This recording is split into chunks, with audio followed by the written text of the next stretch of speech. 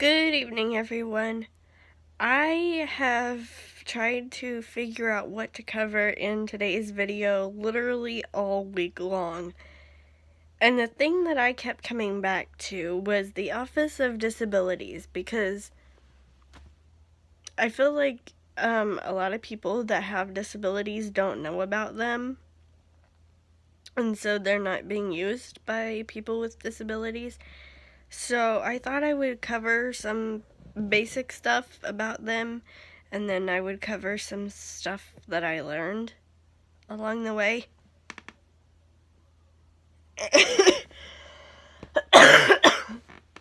Okay, so the first things first, when you register for college, okay, let's start that over.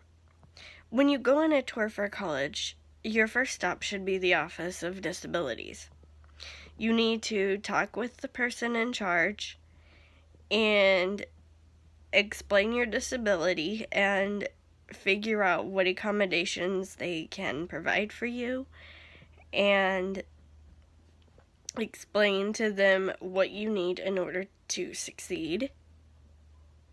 Then your next stop should be the registrar's office, of course, but your first stop should always be the Office of Disabilities. Next, when you register for college, it is very important that you register with the Office of Disabilities.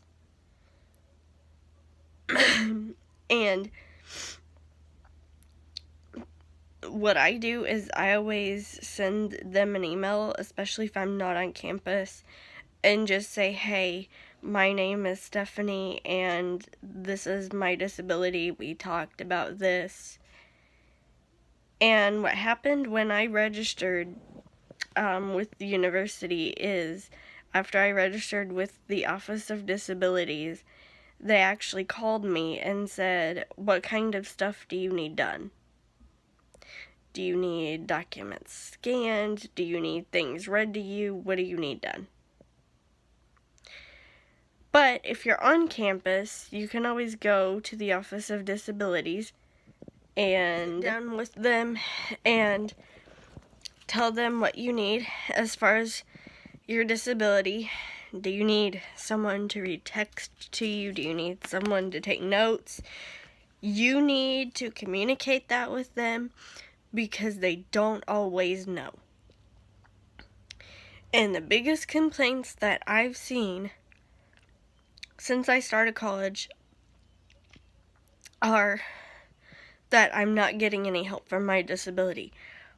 Well, they're not going to know to help you unless you reach out to them and you tell them, this is what I need. A second big complaint that I always see, it's more of a myth, is that if you're blind and you're going into college, everything's going to be available to you in Braille. And I'm sorry to tell you, but that is not the case. I've been in college it'll be 8 years next August, and I've received 3 things in Braille. One of them I wrote myself, and the other was brailled by a professor who only knew grade 1 Braille. And the other thing that I received was a math window board for math computations. And that was only because I pointed out that other blind people who come to the college can use it too.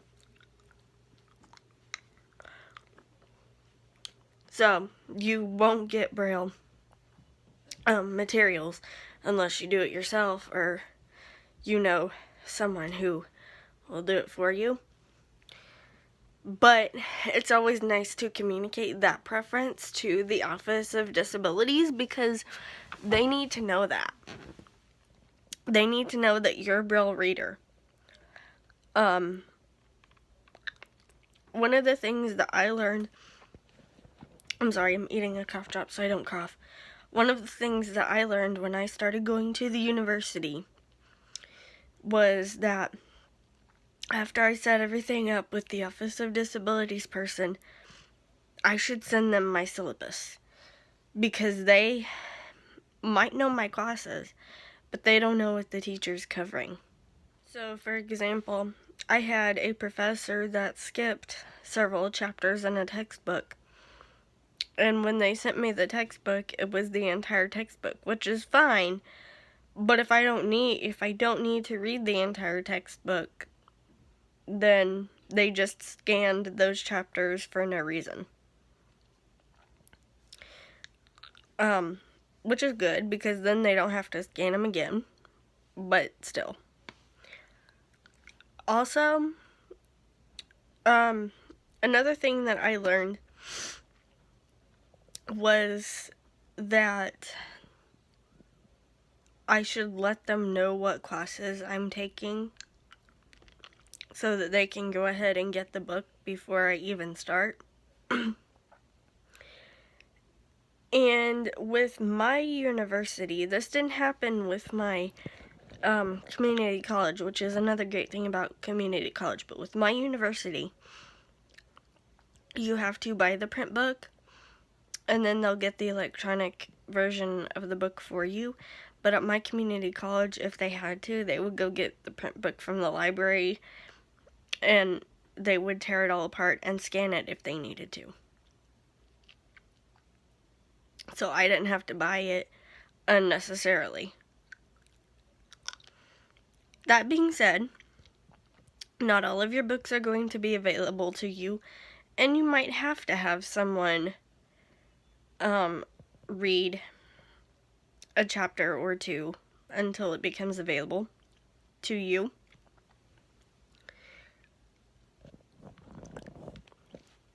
And I'll talk about that next time. Book availability.